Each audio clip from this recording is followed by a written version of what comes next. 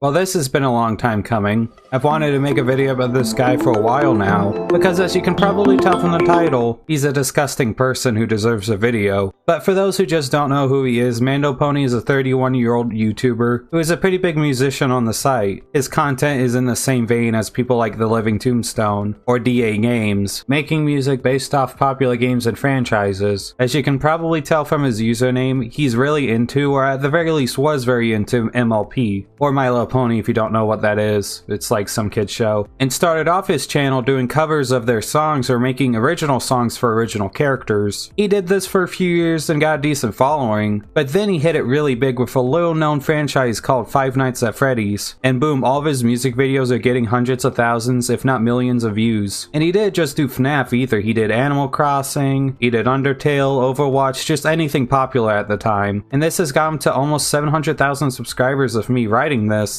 And he gets around 50,000 views a day. But slowly he stopped uploading as much, with the last thing he ever uploaded being a short little animatic for a show he was working on. And he was working on it last November, and hasn't released anything else since. He even made a Twitter for it, and for all of the 1 episodes that came out, and hasn't updated the Twitter since. He hasn't uploaded since that video, his Facebook's been abandoned since February, and he's privated both his Instagram and his Twitter, so if he's making posts I can't see him, and hasn't really done anything else since online from what I can tell. He's even disabled comments for all of his videos. It's something he did while I was writing this, because originally some of the less viewed videos still had comments on. And if you're wondering why he would disable comments for all of his videos, it's because he's been outed as a predator. I got a tweet about him a little while ago, so I want to thank the person for tweeting at me about it, because honestly I would have no idea about this situation. I would have never noticed. Despite being a dirty little FNAF lover and constantly listening to FNAF music when I was younger, and I guess I still do listen to that type of music, but that doesn't matter right now. I was never a fan of him. Despite being into the FNAF craze like everyone else and listening to all sorts of music about it, I just never liked his songs. I just always thought he was a more bootleg version of Living Tombstone, so I listened to him instead. But music preference is one thing, sexual ones can be jail-worthy. A few months ago, someone made a Twitter specifically to expose Mando and his atrocious behavior. Now there's a lot to go over, this man did not miss on any details, so the Twitter thread is one of the longest exposing threads I've ever seen, let alone for a predator, so I'm gonna link to it, because there's a lot to go over, with even other Twitter users giving their own stories about him. So if I miss something or gloss over something, I'm sorry, there's just a lot to unpack. What's weird to me is the Twitter came out long after he stopped uploading, so he did stop because of all of this coming out, so he might have been taking a break or working on his cartoon thing, but whatever the reason for him not coming back, it's a good thing, because this man is sick, and he's been exposed for sexting and grooming multiple minors. The first one the thread talks about is a minor he messaged on Snapchat, and for most of their relationship she was underage and he knew that. Here's the proof if you don't believe her not only being underage, and here's more proof that he did know she was underage but didn't care. She didn't keep it a secret, or this was something he found out and ended afterward. This was something he knew, and he decided to not only secretly message her, but sext her. Oh, I want to add real quick that he's married and has been for 5 years now to a girl named Sabrina, a person he met through MLP. So not only is he sexting minors, he's also cheating on his wife. What a great guy. Oh, you think this is as far as it goes? We're not even started. He would send her nudes constantly and ask for them back. Almost every screenshot is sexual in some way. He would talk about how he knew what he was doing was wrong but didn't care. He would also gaslight the minors he was talking to, making them feel special about talking to him, since he kept his Snapchat secret just for them, which he didn't because he did this to multiple minors. He would also guilt trip them and would use the mental health card too, which is unfortunately becoming a common trend for predators to use when they're being outed. Which if you had mental health problems, what do you want it to not be associated with you going after minors? Which is all they're doing, they're trying to get away with what they did by playing the mental health card, which in reality doesn't work and is just making people look down on other people that do have mental health problems, which is sadly just damaging the chance of people like that getting the help they need or being taken seriously when it's a valid time to bring up their mental health. He would then go on to justify cheating on his wife to the minor by saying how she isn't into him anymore, she won't touch him or anything, which judging by his tastes and behavior, I don't blame her for not wanting to be anywhere near him. He's just trying to pin cheating on his wife instead of him being the one to cheat, you know, with a minor. Even without the whole being a massive predator that deserves to go to jail for what he did, why cheat on your wife? Why not divorce her if you're not happy in the marriage? If you really did love her, you wouldn't not only cheat on her, You wouldn't cheat on her with a minor. You're an influencer. Stuff like this is going to get out. And you've put your wife and all your victims through a lot of pain for no other reason than you're a predator and you just didn't care. You didn't love any of them, and if you're willing to put your wife through this, you never loved her either. Even calls their relationship healthy.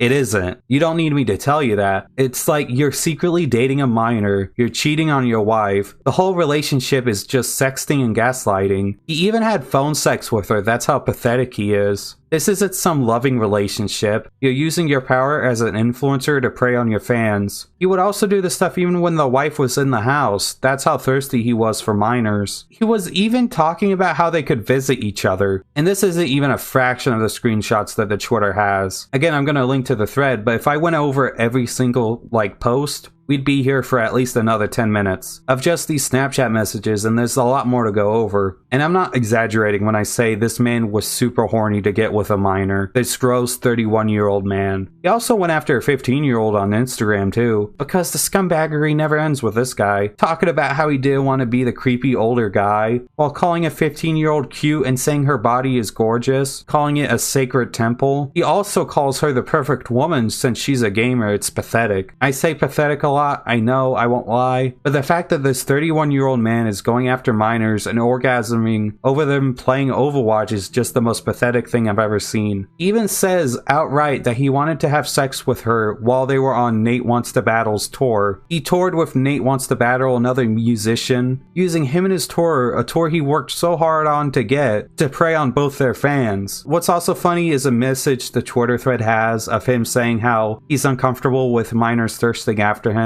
which is a lie since he gets off to minors doing this. When all of this came out, everyone cut ties with him, no one's touring with him anymore, and a lot of videos that were collabing with him got deleted off the main people's channels. Which is a good thing, and I appreciate them not giving this guy any exposure to their audiences. The thread maker also writes to his wife Sabrina about how she needs to get out of their marriage, how he's lying about being a victim to the internet stalkers, and that it's destroying her mental health, which it is. Besides the fact that if he's gaslighting minors, he is almost guaranteed to be gaslighting his wife. To find out that your significant other who you pledged the rest of your life to is not only cheating on you and hid it for months, but cheated on you with multiple minors would hurt anyone. And the fact that she's still with him either means she's completely fine with him being a predator and cheating on her, or he's gaslighting her and abusing her to the point where she can't get out of there, which both of those situations are terrible.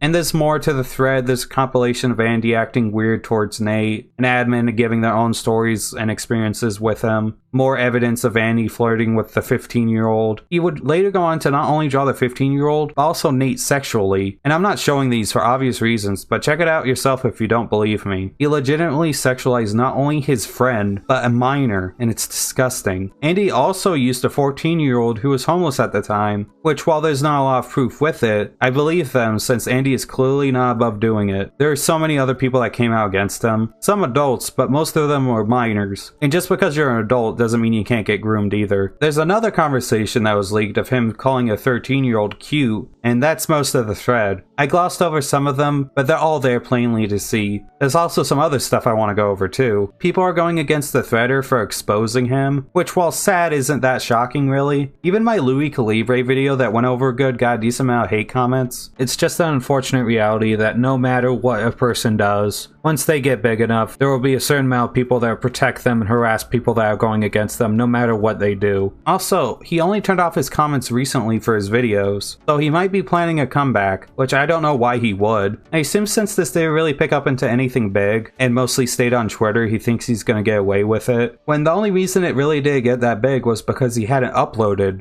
before or after this came out, so there was no videos to comment on to show him that he's a disgusting person, because you would get buried on older videos, but if it was a newer video, you would be able to see him. If he is actively planning a comeback and is talking about it, I can't see it. He's privated all of his social medias and I don't know if he still uses them. I hope the victims are alright, and they've helped stop him from doing this stuff still. Again, check out the thread if you don't believe me. Predators like this shouldn't get away with what they do, and the person who made it deserves support for helping to expose them. I'm glad that Nate and everyone else has dropped him in his music, and although his subscribers dropped when the allegations came out, they've started to rise again, and I hope this helps his channel finally die, because someone like this doesn't deserve a platform. let alone being able to create content that attracts mainly minors. And if he does come back, just know I'll complain about it. That being said, thanks for watching. Like and subscribe if you enjoy the content. I plan on actually making a Discord soon, which is cool, I guess. I'm not going to promise it in like a day or two, but I think it's about time I get it. It's just that I don't know how it works, so it might take a while, because I don't want people calling me mean names. But yeah, thanks for watching. I want to thank my members too. They help me make videos like this. Their names will be in the description as well. With a special thank you to Zenith Productions, Waffly Waffles, Thresher Last Name, Matthew Mathis, and Kanye and Ray J 2020. Thanks for watching, and I'll see you guys next time.